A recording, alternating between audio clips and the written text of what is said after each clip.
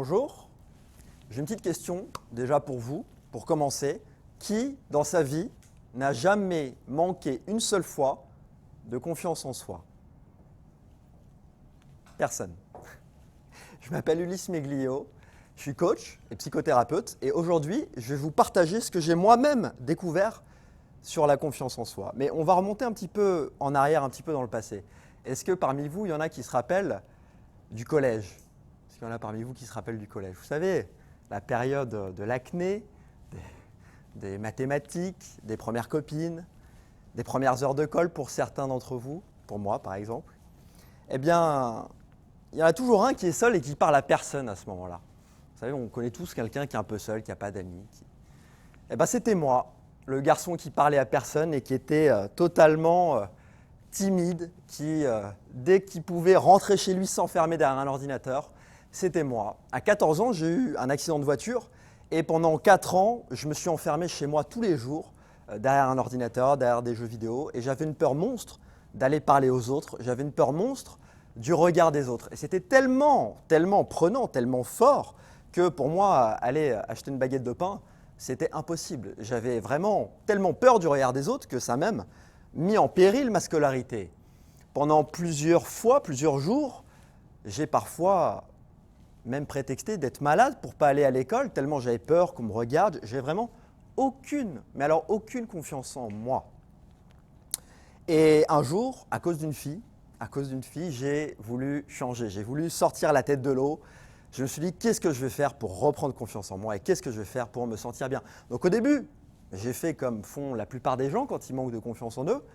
Je me suis dit, il faut que je change d'apparence, il faut que je change de physique. Donc la première chose que j'ai faite, c'est je me suis inscrit à une salle de sport.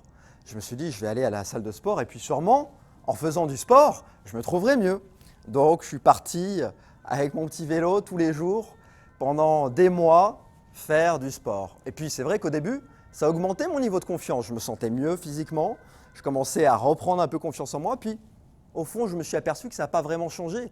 Mon rapport aux autres, mon rapport aux filles, j'étais toujours aussi timide. Alors après, je me suis dit peut-être si je change d'habit, si je m'achète un costume, si je m'achète une chemise, peut-être que je vais me sentir mieux et alors je pourrai aller vers les autres. Bon, je suis passé d'un jeune qui mettait des baguilles à un jeune qui mettait des talonnettes et des chemises. Donc les personnes qui me connaissent à l'époque, elles n'ont pas compris le changement. Et ça aussi, ça n'a pas vraiment changé mon rapport aux autres, même si au début, effectivement, ça a un petit peu impacté positivement ma confiance en soi. Donc, si je vous parle de la confiance en soi, c'est parce que j'aimerais que vous réalisiez véritablement l'impact que ça a dans votre vie.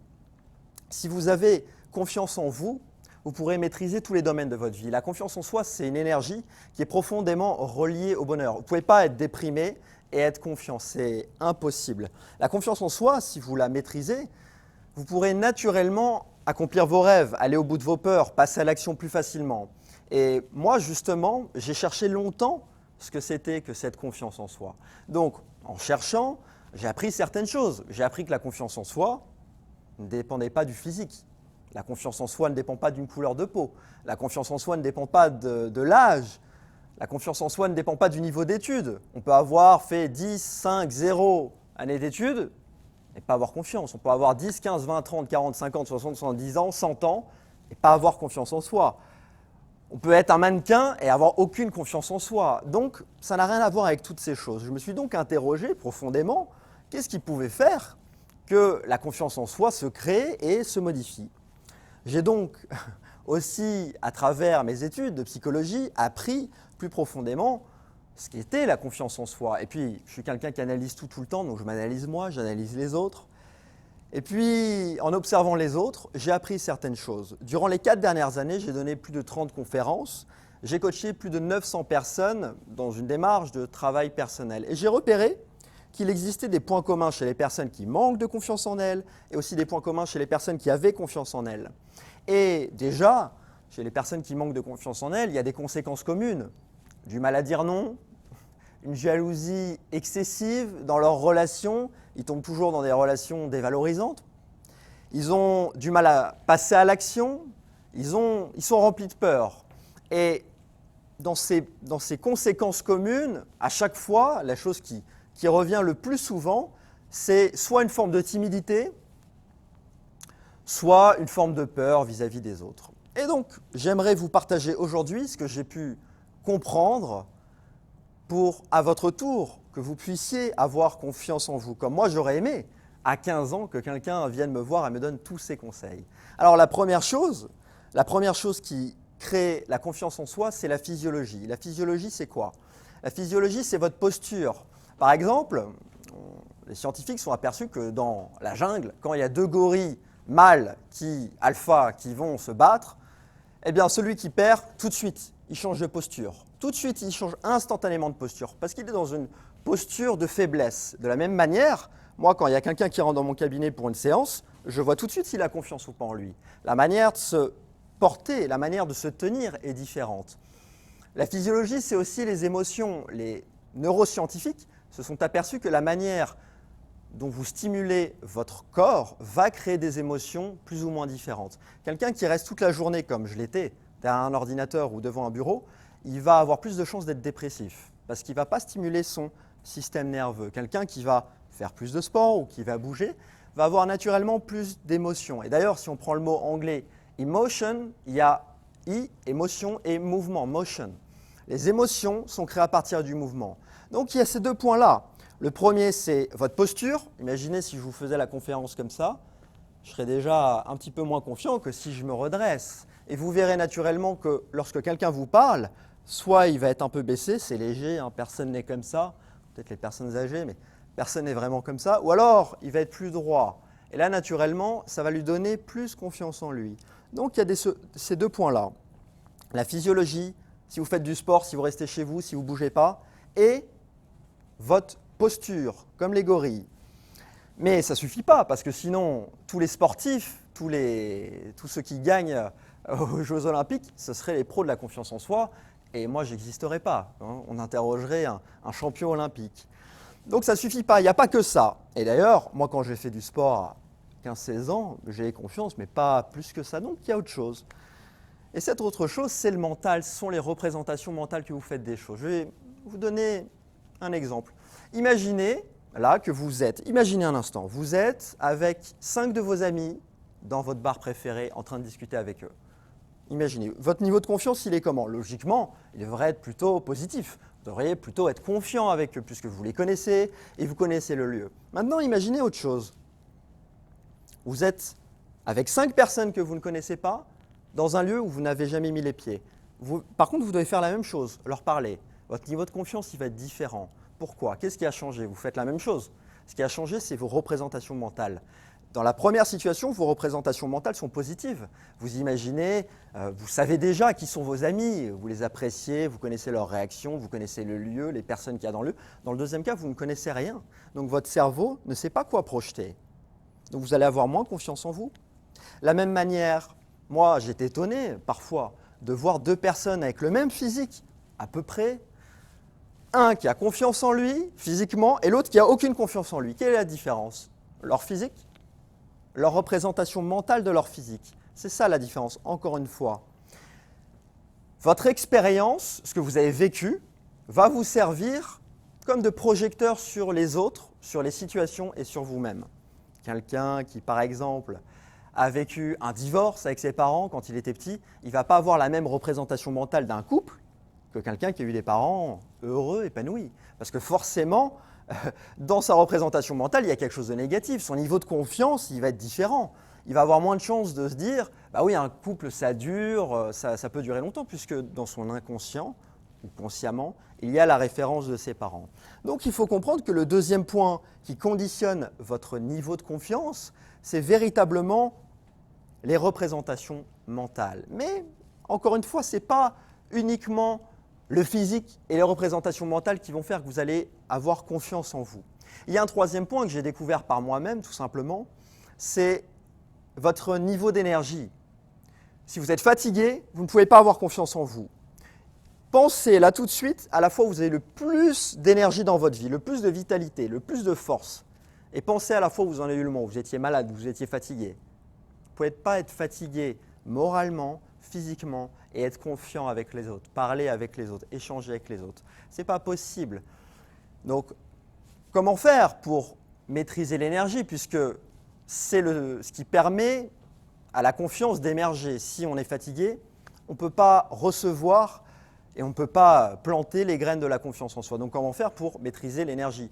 Souvent les gens me disent, suivant ce que je mange, je vais avoir plus ou moins d'énergie. Et ça c'est faux. Je suis sûr que vous êtes déjà tous arrivé de manger beaucoup, d'être fatigué, oh, j'ai trop mangé, j'ai envie de dormir. C'est arrivé ça. Donc ce n'est pas la nourriture.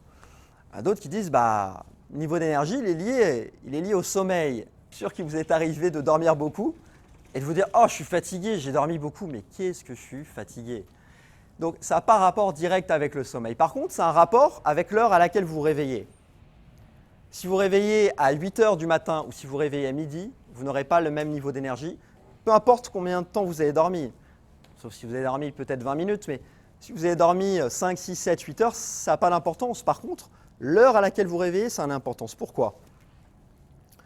Tout dans la nature, dans l'univers, se réveille avec le rythme du soleil. Si vous décidez par votre ego ou par votre travail, je ne sais quoi, vous réveillez à 12 h, vous êtes en opposition avec toutes les règles naturelles. Donc naturellement, vous allez avoir moins d'énergie. Vous êtes plus déprimé. Les dépressifs, moi j'en ai des personnes dépressives qui viennent me voir, ils ont tous un point commun, ils ne se lèvent jamais à 5 h du matin. Ils se couchent tard, ils ne bougent pas et ils se lèvent très tard.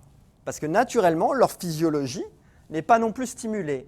Donc le premier point qui crée votre niveau d'énergie, c'est l'heure à laquelle vous vous réveillez. Le deuxième point, c'est votre environnement. Essayez d'être avec que des personnes toxiques et négatives autour de vous. Il va être quoi? Il va être comment votre niveau d'énergie? Si vous avez passé 20 minutes à parler à quelqu'un qui s'en fout de vous et qui vous raconte que ses problèmes. Et dès que vous essayez de parler, non, mais moi c'est pire, et puis l'autre, vous allez sortir de là, la tête comme ça, fatigué. Écoute, j'ai parlé à quelqu'un, j'en peux plus, là, il faut que je me repose. Parce que vous êtes fatigué. Donc, si votre environnement, vous avez des personnes ou des relations toxiques, négatives, naturellement, vous serez fatigué. Si votre environnement, même plus contextuel, là où vous vivez, là où vous dormez, est en désordre, vous allez être fatigué. Les moines bouddhistes, ils disent « laver son bol, c'est laver son esprit ». Et quand on fait le ménage, d'ailleurs, on sent bien, on sent plus clair. L'endroit où vous vivez, s'il est en désordre, naturellement, vous serez fatigué. C'est une représentation de votre état mental. Donc, il y a deux règles à l'intérieur de ça, dans l'environnement. Cultiver des relations positives, cultiver des relations valorisantes, cultiver des relations agréables, choisir ses relations et vivre dans un endroit spacieux. Et il y a un troisième point qui va générer un bon niveau d'énergie pour laisser libre cours à la confiance en soi de venir. C'est si vous êtes en accord ou pas avec votre vie. Si ce que vous faites dans la vie, ce que vous menez comme action est en accord avec vos valeurs, avec qui vous êtes.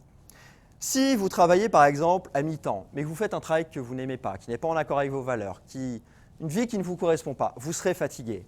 Une mère de famille qui va travailler 60 heures par semaine, mais qui a une raison de le faire, elle a 3 enfants à nourrir, elle ne sera pas fatiguée. Elle sera fatiguée physiquement peut-être, mais pas moralement, parce qu'elle a une raison de le faire, c'est en accord avec sa vie. Ceux qui viennent me voir pour des burn-out, ce n'est pas parce qu'ils ont trop de travail, c'est parce qu'ils ne savent pas pourquoi ils travaillent. On leur donne un job qui ne leur correspond pas. Donc le troisième point, c'est est-ce que ce que je vis est en accord avec moi-même? Donc ces 3 points génèrent votre niveau d'énergie. L'heure à laquelle vous vous réveillez, les relations, votre environnement et le lieu où vous vivez. Et le troisième point, est-ce que vous êtes en accord avec votre vie? Si vous comprenez ça, déjà, vous comprenez les 3 aspects principaux de la confiance en soi, que sont donc la physiologie, la manière de vous tenir, les représentations mentales des situations et de vous-même, et votre niveau d'énergie. Il faut imaginer la confiance en soi comme une belle voiture. Le moteur, c'est vos représentations mentales.